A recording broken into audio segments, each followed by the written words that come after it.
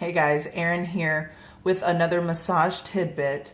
I'm still talking about the shins, so if you're doing a lot of walking, if you're doing a lot of running, kickboxing, or you're not doing any of that, you're just living life and you work on your feet all day, or you're driving a lot, this action with your foot constantly as you're driving and pressing the pedal can cause this shin area to flare up and become overused, and it causes inflammation and pain. So this is what I do on a regular basis to help with what I do. I do a lot of lunging and a lot of squatting while I'm working.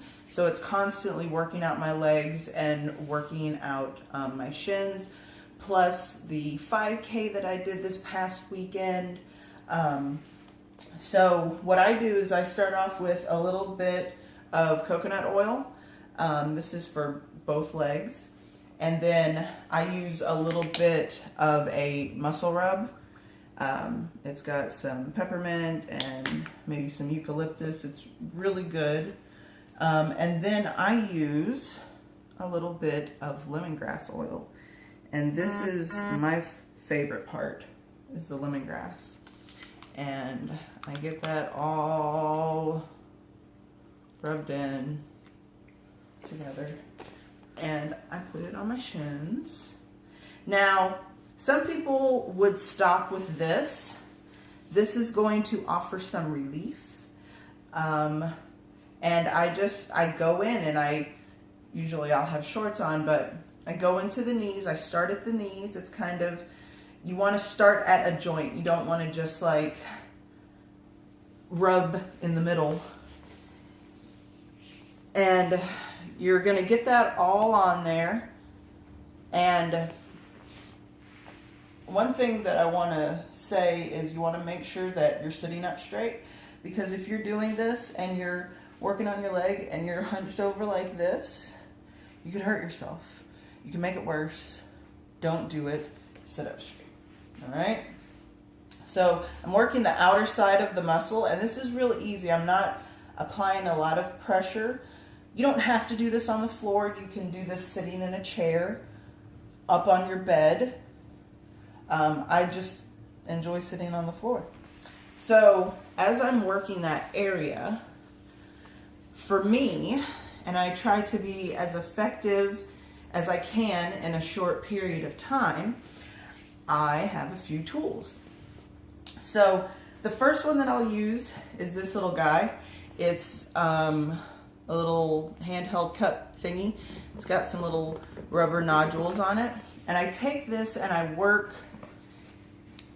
just in circles down the front of my shin, and especially in my ankle. Down here, this is where all the connective tissue comes. You're running out of, muscle per se, and you're running into the sensitive areas where it's your connective tissue over bone. And it's, those are the areas that will get tender. Right up in here, all the way to the knee, work it. This really can really help. And I recommend using coconut oil because it's not going to absorb into your skin as quickly as regular lotion will. Plus, I think it's better for you. So I'm making sure that I am working the outside of my ankle around the little bony part. I know the real names for this, but the medialis? Possibly. But I'm just going up and down the outer part of the leg. Now from here, you can do some holding and flexing of the foot. Holding and flexing of the foot. And you can feel it working that muscle. Ooh, it's right there. There it is. It's right there. So you're just working it down. And that takes a couple of minutes on one leg, and then I go to the other one. And at first, when you start doing this, it may be very, very sensitive. You may not, you know, when you first start, you may just want to massage it with your hands. Because when I first started doing this, it was a bit sensitive for me. So, making sure that it's within your pain tolerance, because it can be uncomfortable. I mean, listen to that. But it really helps. When you first start doing this, you may